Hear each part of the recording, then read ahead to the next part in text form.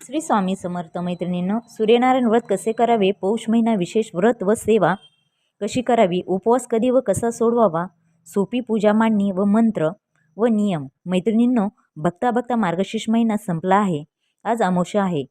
आज मार्गशीर्ष महिन्याची समाप्ती होणार आहे आणि आता येत्या रविवारपासून आपल्याला पौष रविवारला सुरुवात होत आहे आणि हा महिना नवीन वर्षातील हा पौष महिना असतो. इंग्रजी महिन्याप्रमाणेच जानेवारी हा पहिला महिना असतो. आता अर्धा महिना हा पौष डिसेंबरमध्ये आहे व अर्धा महिना हा जानेवारीमध्ये आहे. पौष महिन्यामध्ये पण बरेच सण साजरी होतात. भोगी सण आहे, संक्रांत आहे, किंक्रांत आहे, अशा प्रकारे बरेच सण हे साजरी होत असतात. सर्वात महत्त्वाचं पौष महिन्यामधील सण म्हणजेच व्रत म्हणायला हरकत नाही, सूर्यनारायणाचे व्रत. हे प्रत्येक रविवारी पौष रविवारी हे व्रत केले जाते.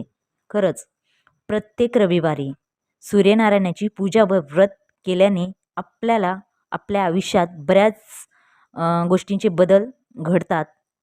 हे केल्यामुळे खूप मोठा आशीर्वाद प्राप्त होतो. सूर्यनारायणाकडून ही संपूर्ण जी सूर्यनारायणाकडून खूप मोठा आपल्याला आशीर्वाद वगैरे भेटत असतो. आता चला तर मग ही सर्व माहिती मी तुम्हाला माझ्या व्हिडिओमध्ये सांगणार आहे. चला तर मग व्हिडिओला सबस्क्राईब केले नसेल तर लगेच सबस्क्राईब करा, लाईक करा, शेअर करा. नक्की माझे नवीन नवीन व्हिडिओसाठी व्हिडिओ शेवटपर्यंत पहा. चला तर मग आपल्याला काय उपवास करायचा आहे. आता पौष रविवार किती आहेत ते सांगते. यंदा यावेळी 4 पौष रविवार आलेले आहे. तर कोणते तर 21 डिसेंबरचा पहिला पौष रविवार आणि त्यानंतर 28 डिसेंबरचा दुसरा असेल. त्यानंतर 4 जानेवारी म्हणजेच इंग्रजी नवीन वर्षातील जानेवारी महिन्यातील आणि नंतर 11 जानेवारी अशा प्रकारे 4 रविवार असणार आहेत. डिसेंबरमध्ये 2 रविवार व जानेवारीमध्ये 2 असे मिळून 4 पौष रविवार असणार आहेत.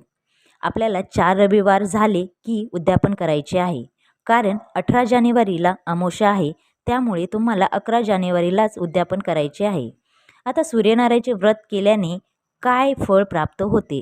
जर हे व्रत मनोभावे व श्रद्धेने केले तर ज्यांना ग्रह मजबूत नाही आहे त्यांना जर हे व्रत केले तर ग्रह मजबूत होतात.